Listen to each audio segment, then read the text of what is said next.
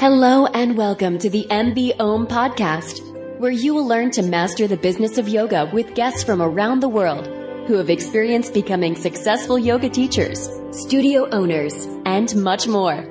Now, here's your host, Amanda Kingsmith.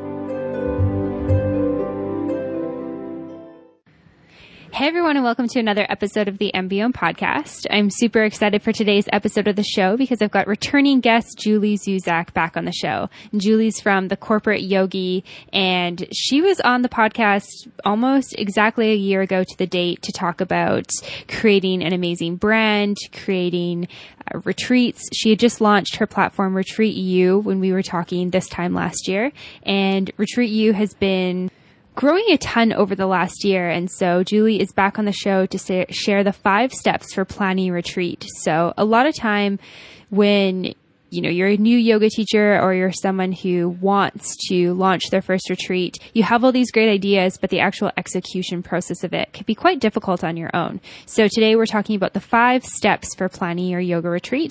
And this episode is value packed. I learned so much from it. I came away inspired to launch a retreat. So I hope that you feel the same way after listening. And we've also got an awesome webinar coming up for Retreat You. So stay tuned to the end of the episode to find out the date and time for that. So without further ado, here's Julie. All right, I'm joined by Julie Zuzek today, whose second appearance on the MBO podcast. Welcome to the show once again, Julie. Oh, thanks, Amanda. It's great to be back. Yeah, it's so good to have you back. And just when you picked up the phone, I was like, oh, it's so nice to hear her voice. It's been great following you along on social media and seeing everything that you've been up to over the last year since we talked. Yeah, it's been great to see you on your travels. So excited and a little bit jealous that you're in Bali right now. I think I forget how cold it is back home. Yeah, it's pretty chilly. Very windy too. Yeah, I saw photos the other day of just like a wintry, blistery day, like ice on the paths, like walking. And I was like, oh, right. Okay. Be grateful. Yeah, exactly. Awesome. Well, I think last time we chatted, you were just launching Retreat You. So it's been almost a year since you launched it, which is awesome. And now you're back here to talk a little bit more about Retreat You and the steps to planning a yoga retreat or retreat. Yeah. Yeah, any kind of retreat. I mean, we love everyone here. We all love yoga. So obviously that's kind of the go-to of what people think about when they want to run a retreat, but there's so many kinds of retreats that you can run. Yeah, it's also interesting. I've talked to a couple different people who do retreats, and blending things that you love together is such a great idea for a retreat. Like if you love travel and you love yoga, make a yoga travel retreat. If you're really into food, you can do like a raw cooking and yoga retreat. Yoga couples so well with so many other things. Absolutely. And, whether it's just adventure or people who just love to travel, I mean, there's any excuse that you have to go on a retreat you can use really, because you'll always find like-minded people that are passionate about those same things. Yeah, for sure.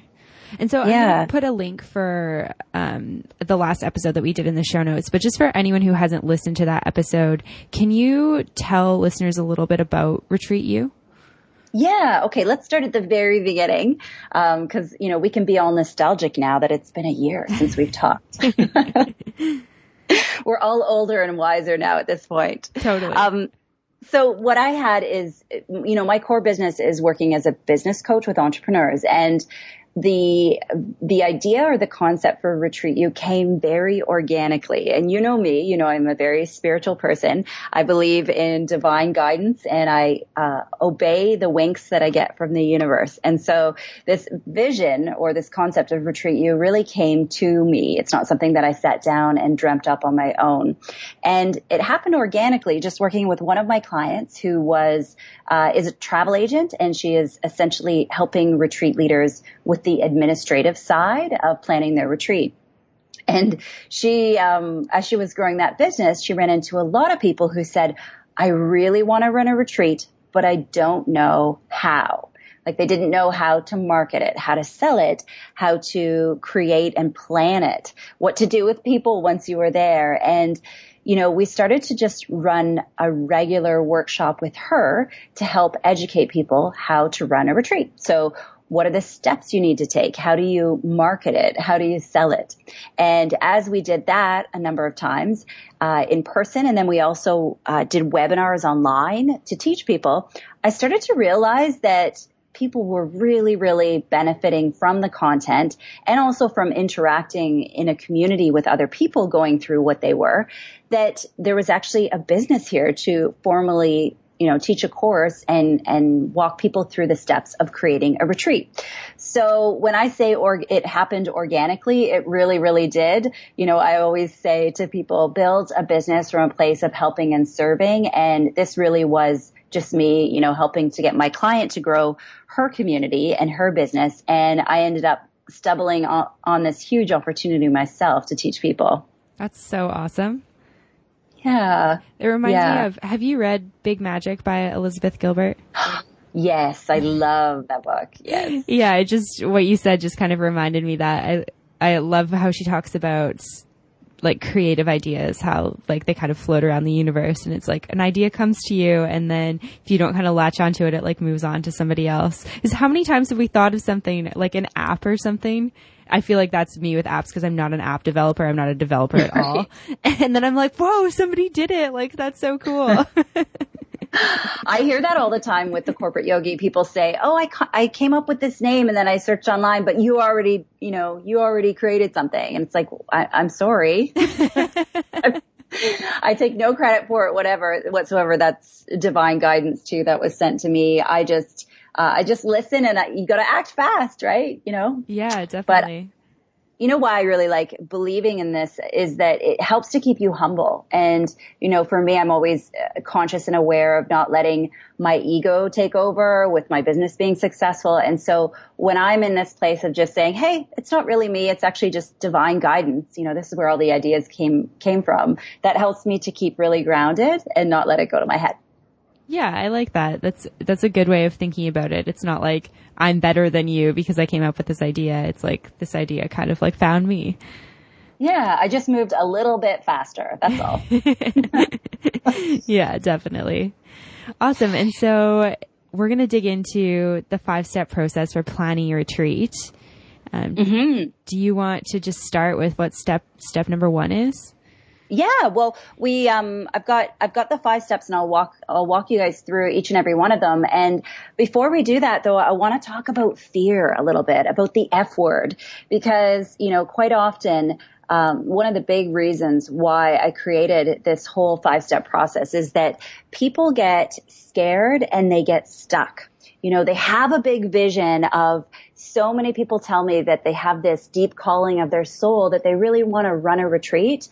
But then when they go to take the steps, they're too scared. They're scared no one's going to sign up, or they're scared that they're going to run the retreat, but people won't get out of it what they really wanted to. And so really at the end of the day, it's 3 things that we get stuck with. It's not having the knowledge. So not having maybe the business background, not understanding how to price it, how to collect money, the logistics of it. The second place is mindset, specifically with pedestal complex. So we look at people who are running retreats on their own and we think, oh, there must be something special about them, or they must have something that I don't have. And so we hold ourselves back and think that that's a reason why we can't do it. And then the last place that people get stuck is they don't have the confidence. They don't think that if they create an experience that anybody's going to want to join them, and that a lot of that is our saboteurs, right? Those negative voices in our head saying, who do you think you are? Nobody's going to want to go on retreat with you. And so really it's about getting people to understand that this is all part of the process. If you are experiencing any of these, or if you're feeling any fear, it's perfectly normal. Everyone goes through this step. So I want to start off by just normalizing the fear and, just presencing that if anybody's listening and they feel like they want to do it, but they don't know how, or they're too scared, then that's perfectly normal. Yeah, I think that's a fabulous place to start. I think that that's something that I think almost everyone can relate to. And even being a yoga teacher in general is this fear that you're not ready, or fear that you're not good enough, or, all those things. And then the same thing happens when you decide to step into the world of retreats. It's I've never done this before. I'm scared. And that's life, right? It's like we continuously push ourselves to do things that we're scared to do, and it's almost always worth it. Absolutely. Yeah. Fear is part of the process. So if you're feeling fear, don't see that as a red light. That's a green light. It means that you're, moving to those outer edges of your comfort zone, and it's exactly where you're meant to be. So follow the fear, kind of like breadcrumbs, right? Follow the fears, and it will always lead to magic on the other side. And, don't give yourself a hard time if you have a big dream and you feel completely overwhelmed by not knowing how you're going to bring it to life. Because I know a lot of people have a very clear vision of what it is that they want to create.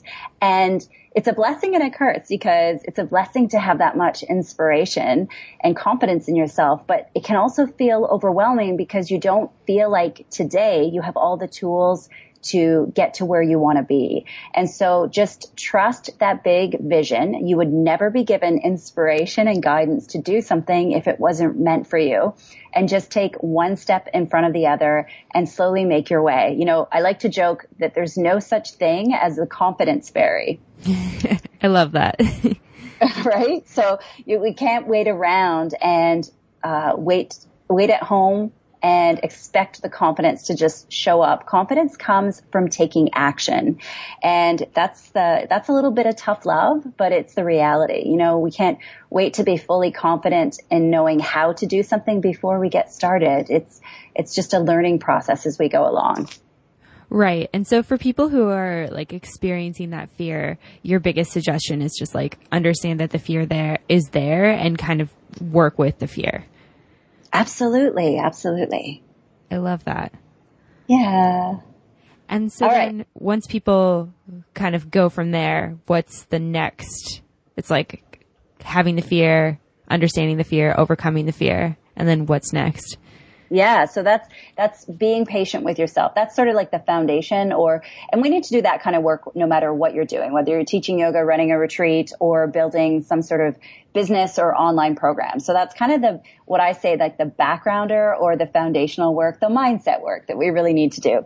So step number 1 is visioneering. And this is the exciting phase. So this is where you get to do the big, bold dreaming. You get to figure out what it is that you want to create. So where is this retreat going to be? Is it a destination retreat? Is it a local retreat? What is your purpose for running a retreat? We never build a business or run a retreat with the sole purpose of making money. We also always have to have an intrinsic motivator. So something that is really, really going to make this world a better place. And so I like to call that your big P purpose. And then your small p purpose is, what are you going to measure for success? So is it how much money you make, how many people you want to be there, how comfortable and confident you feel running the retreat? Is it going to feed into other programs that you're selling as other part of your business? So getting clarity on the big P purpose and your small p purpose. We also, in the visioneering phase, get to do something fun, which is come up with your retreat avatar. And this is your ideal person. And I'm sure, Amanda, that you have an avatar that you work with for the podcast, do you? Yeah, definitely. Yeah. And this is so cool because when you get clarity on who that avatar is, that helps you to put all the other pieces in place around how to create your retreat, how to market it, how to sell it. So, are you targeting a 23-year-old millennial who loves to travel, or are you targeting a 65-year-old woman who really wants to do like a decadent, rich retreat experience, or maybe go off on an African safari? So those are two very, very different experiences. They're going to have different price points. You're going to use different language to explain that experience. So knowing who your retreat avatar is really important. Yeah. And we also, it's also such a fun exercise to do. Sorry to interrupt you. Yeah, no worries. It is, because you have to actually give them a name, right? Figure out who they are, what they love, what their favorite brands are, and really get to know them so up close and personal that you would know exactly what their next step would be.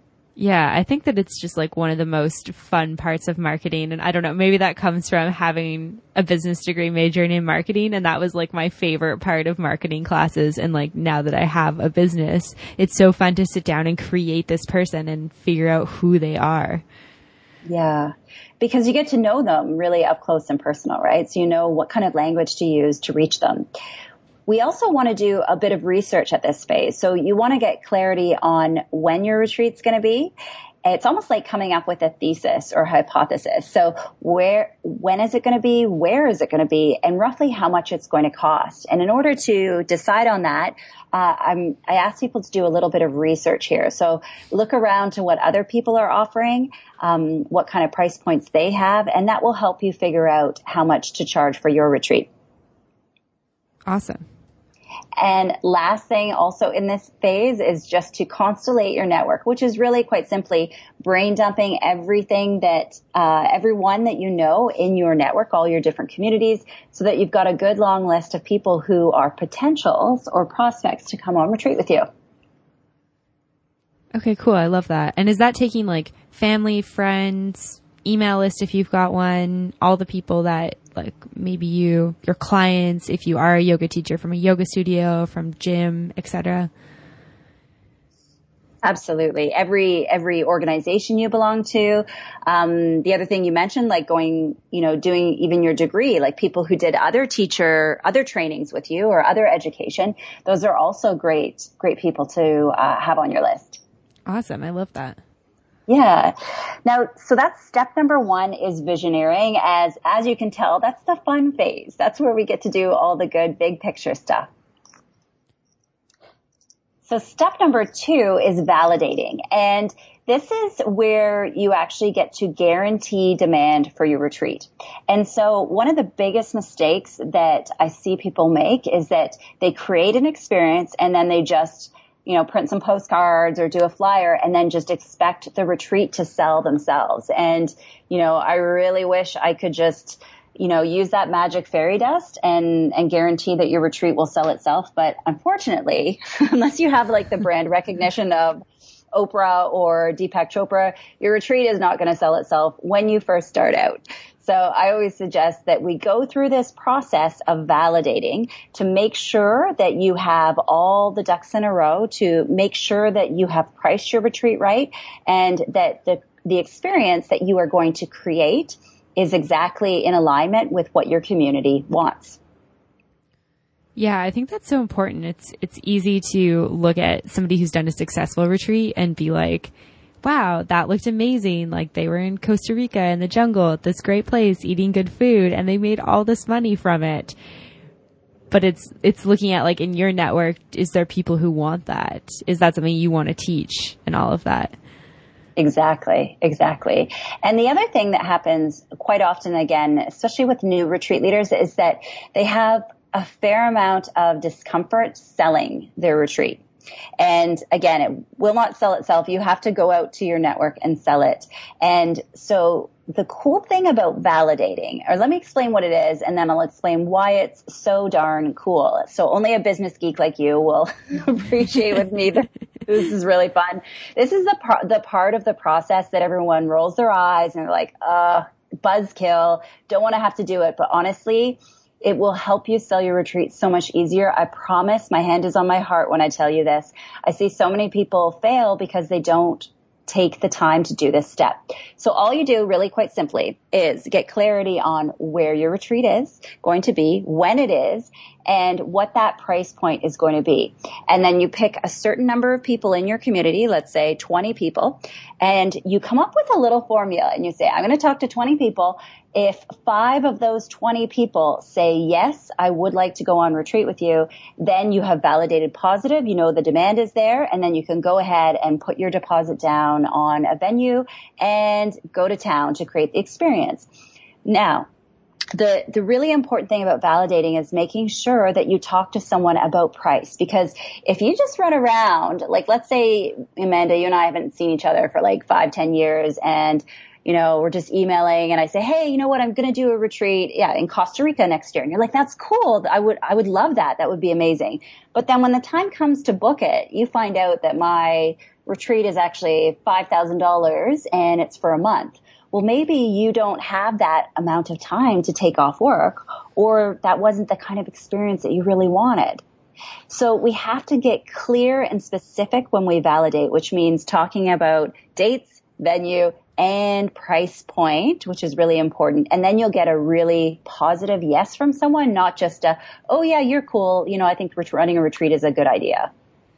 Yeah, that's a really good point to bring up. I feel like it's a lot easier to have the conversation of like, oh, I'm taking a group of people down to Costa Rica next spring. Like, are you interested? And somebody's like, yeah, of course I'm interested. Who's not interested in that? And then like the difference between like, I'm going, April 2nd to 10th and it's going to be a week long and this is what we're doing. It can totally change like that person's response. Yeah. And people have good intentions. It's just that, we all like to imagine things, but when you start to talk price and specifics around dates, then they're going to give you, an accurate yes or an accurate no.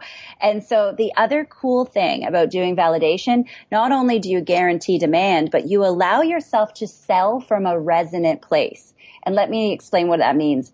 Quite often, as soon as people are ready to sell a retreat or ready to sell a program, all of a sudden their confidence just goes from like 100% to like about 5 or 7%.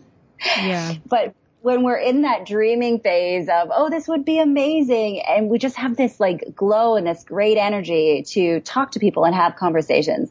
But then when we get to the point where it's actually like selling, it's like crickets, and we get nervous and we're like, why didn't it sell out on the first day? It's only been an hour, right? So the cool thing about this is you get to have that great high level energy as you're promoting the retreat, and there's no risk to it whatsoever because you're not actually selling it. You're just kind of pre-selling it.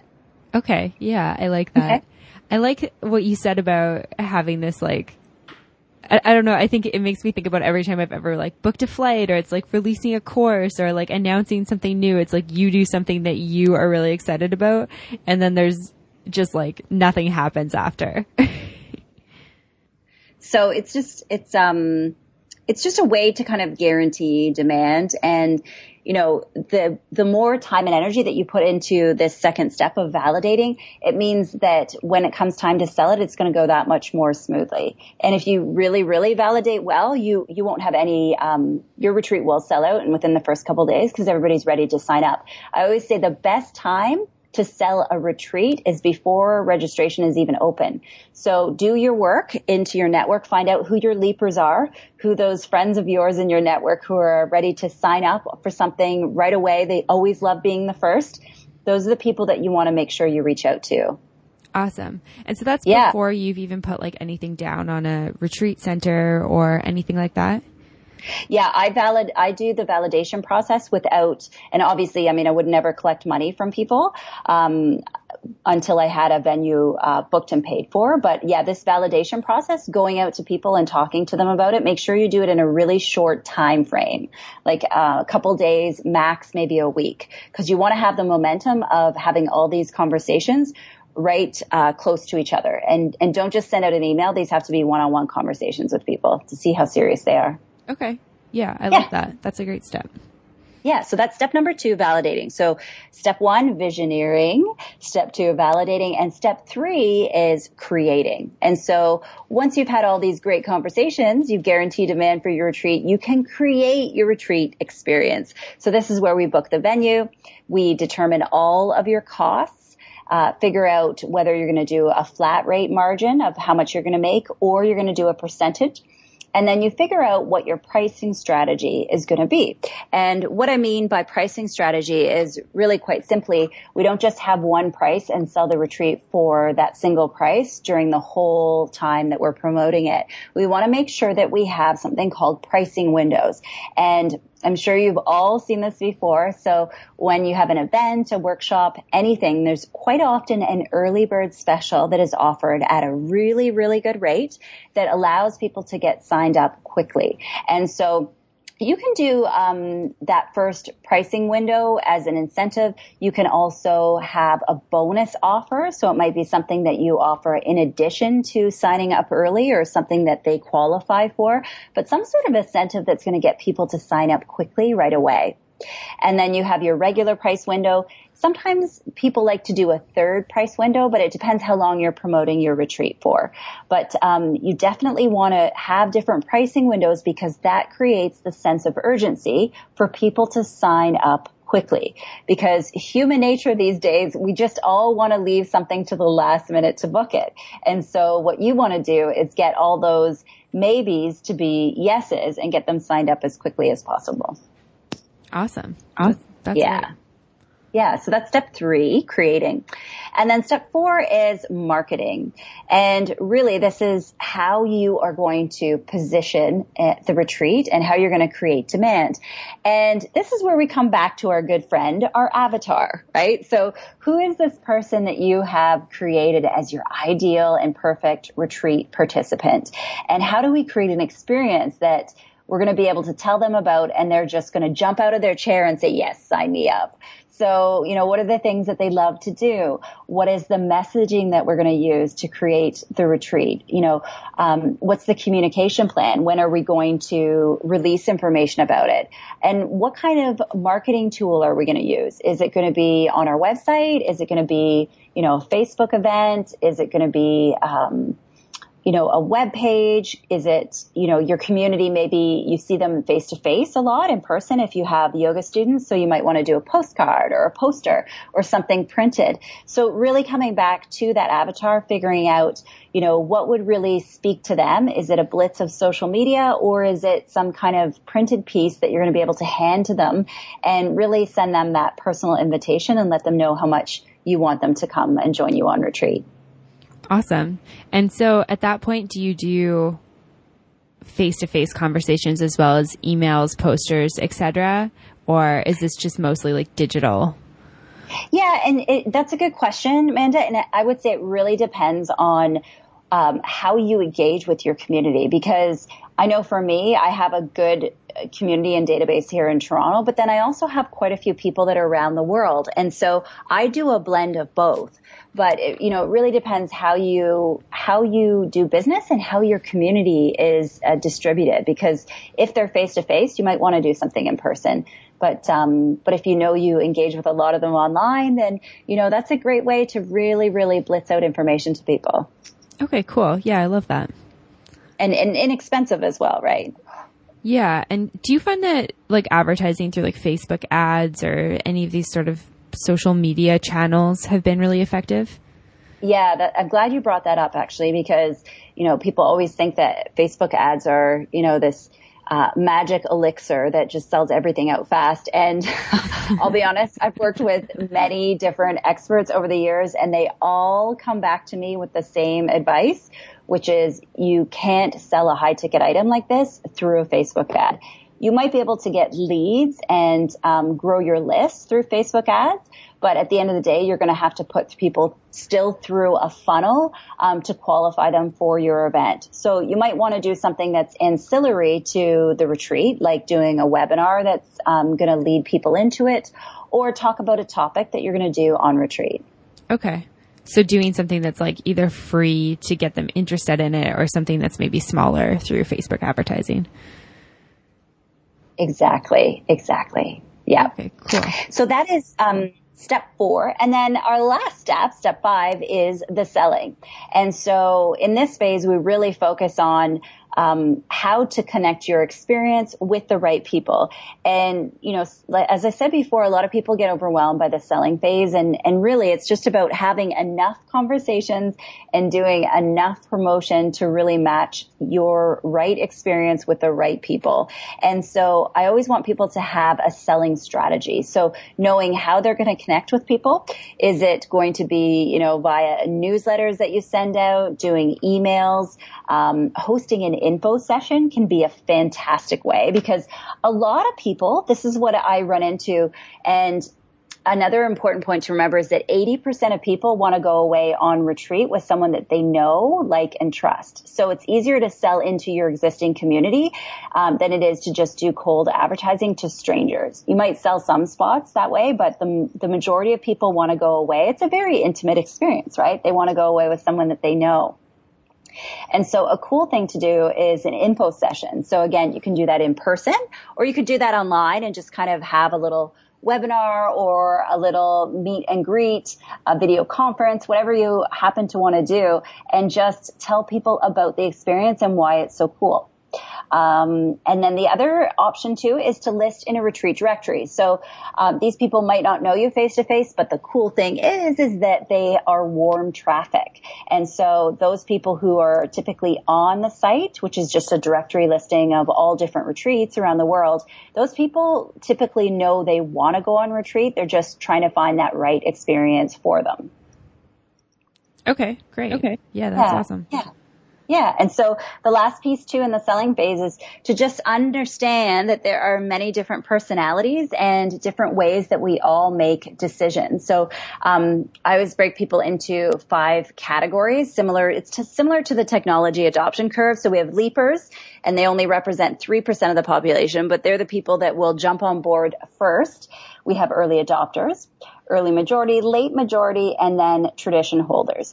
And the reason why I bring this up, Amanda, is that we have to remember that when people make decisions like this, especially when it's an investment like a retreat, some people make decisions in different ways than others. So there might be some people that jump on board quickly, but others are going to have to take their time to make a decision. So this is why it's important to have a selling strategy that is long-term so that you can really reach out to those people. Yeah, it's always interesting to me to see how people kind of like work within those confines, like to see how people sort of process that and how they make those decisions as to when they're going to buy and what they're going to buy. Yeah, absolutely.